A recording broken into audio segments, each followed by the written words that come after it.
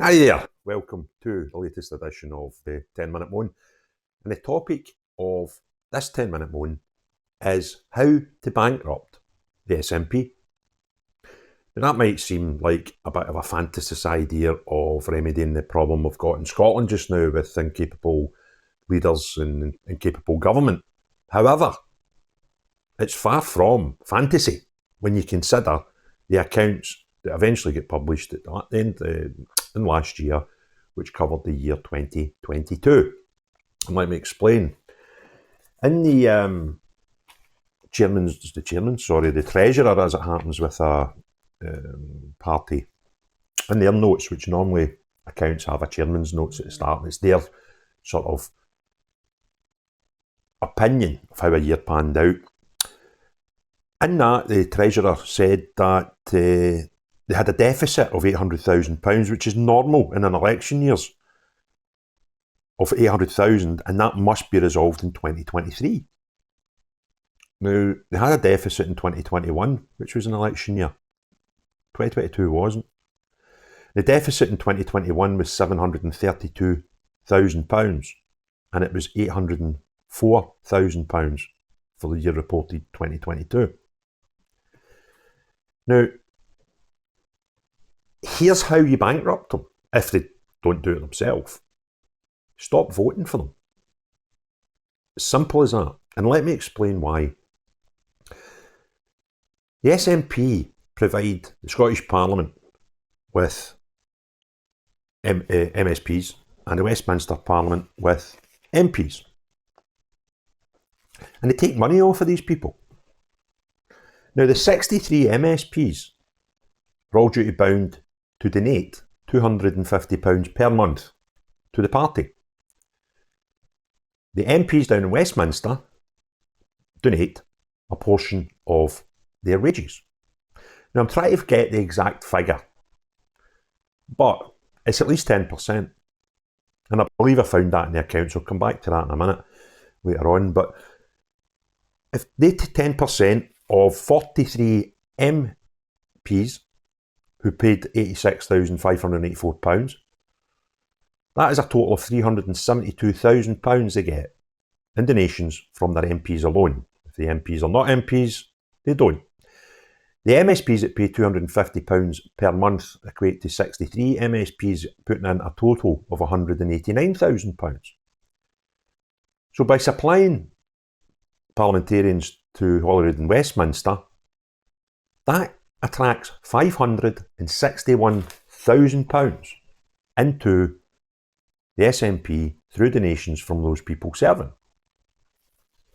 Now, you don't need to be a genius to figure out, take that out of somebody who's already got an £800,000 deficit per year, bankrupts them. Now, I've been doing some videos talking about the gravy train and how the MPs don't want to lose that gravy train. But it's quite clear to me now, after a wee bit of investigation, that also applies to the party in general. Because without these levy from their MPs and their MSPs, they simply would not exist. They could not cope with losing another £500,000 plus from the bottom line of their accounts each year. Now, in the donations line of their accounts, it fell from 695,000 in 2021 to 368,000 in 2022. Now, the fact that it's only 368,000 now would suggest to me that the money from the MPs and MSPs can't go into that pot because it's more. The MSP's money might go in there, I don't know. I don't know where they show it in the accounts. Okay, I'm not an accountant. Someone else might be able to look at the accounts and within 5 minutes tell me where the money comes into these accounts, but it'll be in there somewhere because it's got to, or they would be bankrupt. And in note 7 of the accounts, it shows what they call the parliamentary levy, which, as the name would suggest, could possibly be from the money that they bring from the MPs, because my rough calculations, based on 10%, would suggest that's £372,000. Note 7 shows this parliamentary levy has been £327,000. So the calculations are no far off. And that would suggest to me it might be something else. If it is something else, that's even more worrying for SNP, because that would suggest there's another tranche of money they get that could be affected if their number of MPs was to drop. But I think it makes common sense that that's the money that comes from their Westminster MPs. Therefore, the SNP, the MSPs and Holyrood money might just go into their normal line of their accounts where everybody else's donations go to. Now, how would they be bankrupt? Well, they had £46,000 in the bank when the accounts were done. And the balance sheet, that's like how much money they've got when they take everything into account, money in the bank, assets, cars, computers, all that stuff that's assets.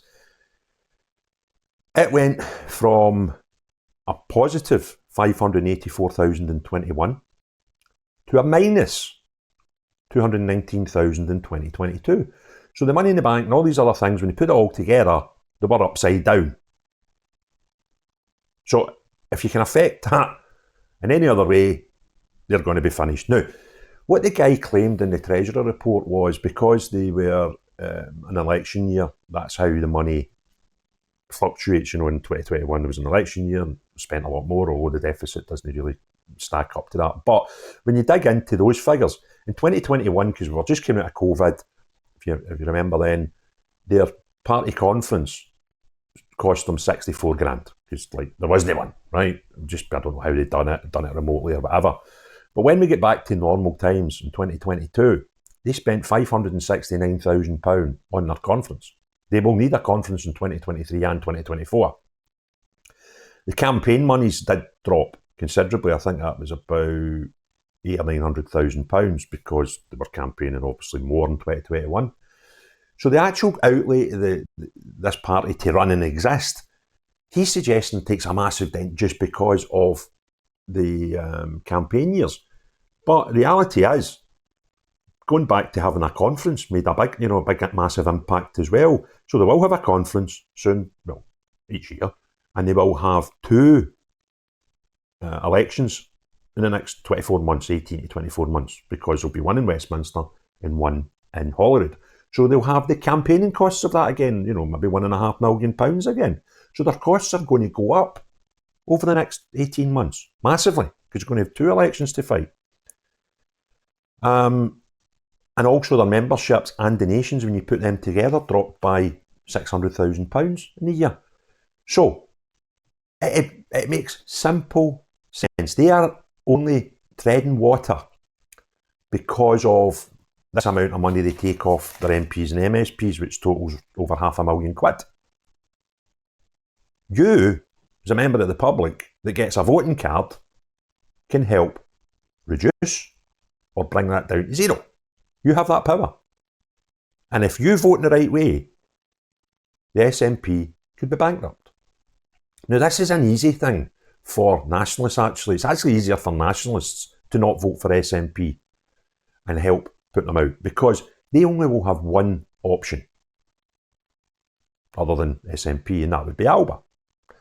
Unionists, however, it's a wee bit more complicated, because almost all the other parties you can vote for if you don't want to support the SNP. And that's how they win, because nationalists will vote for Labour or Conservative or Lib Dem or Independents. And every time we do that, we split the vote, whereas what's happened historically is your independence lover has only ever voted SNP. So if that's 45% of the population, they'll get about, roughly speaking, and using common, without factoring in any other things that might be relevant at the time. But they'll get a chunk of the vote, guaranteed. Whereas Unionists have not got that, because their vote is getting diluted. It wouldn't take much tactical voting for the Unionists, however, to make a massive impact. And the other thing that will impact them is, I done a video about Alex Salmond the other day, where I used footage from 3 recent interviews. One of them was absolutely bluttered at Burns Night, which was hilarious. And he was having right pops at the SNP. Now, I don't know if he let slip during his drunk one, I can't remember which one it was. But in one of them, he quite clearly stated that he's trying to do a deal with Hamza Yusuf about seats unavailable and who should sit in them. Now, it might be, and here's the thing, I don't think Alex Salmond's ever come out with all his dirt on the SNP, although he's come out with a fair amount. And I genuinely think he's clever enough to use that as a carrot to do deals with them and get them to, give up some seats in favour of his Alba. Or, I've got this wee bag of shite about you that I'll put out.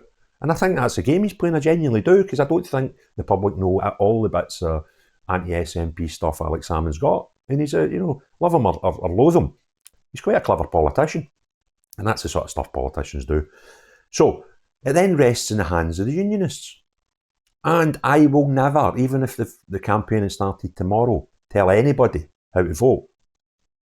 But I'll tell people what I'm going to do. And I can guarantee you, if every unionist done the same, the SNP would be no more. And that is tactically vote. And it's easy for me because I've voted Labour, Conservative and Liberal Democrat in the past. I fluctuate my floating voter. So it wouldn't really bother me which one of those was, the best chance of putting SNP out in my constituency, because I have no conscience about voting for them. It wouldn't bother my conscience voting for any of the three of them. But I do understand that a lot of unionists are very, very tribal with their politics, and some have voted Tory all their life, some have voted Labour all their life. And that's unfortunately what keeps the SNP in. Because if your party is Tory and you're never going to win, or get close to SNP in the particular area you live in, your vote's a waste. We'd be as well no voting. However, if you vote for the one who has got the best chance of moving them out of power, and every unionist done that, it would and I'll tell you, you only need a simple sum to realise that, because at the referendum, 55% of people voted in a unionist manner. So if all of them voted for the people with the best chance of ousting the SNP, they'd be gone. Or they'd be gone, they wouldn't get no seats, but they would be so insignificant. They'd lose power for a start. And if they lost enough seats here and in Westminster, their party would be bankrupt, as I've previously explained in this video. And it's just so simple. Don't vote for them. If you're an independence lover, go and vote for Alba. And if you're a unionist, consider what you're doing. But I'll be voting tactically. And if we all done that, it's an easy victory. But unfortunately, and it breaks my heart to say this, unionists tend to have a "you'll no tell me what to do" attitude when it comes to voting. And that is their prerogative. If that is you, that is your prerogative. But after the next round of elections, when your prerogative to vote whoever you want came third, and the SNP win your constituency by a small margin, and that margin is lower than the amount of people that voted for the party that came third, it should have cost it, not me. Hope you enjoyed the video. If you did, thumbs up. If you want to see more, subscribe and hit the notifications. But most importantly of all, have a great day. Bye now.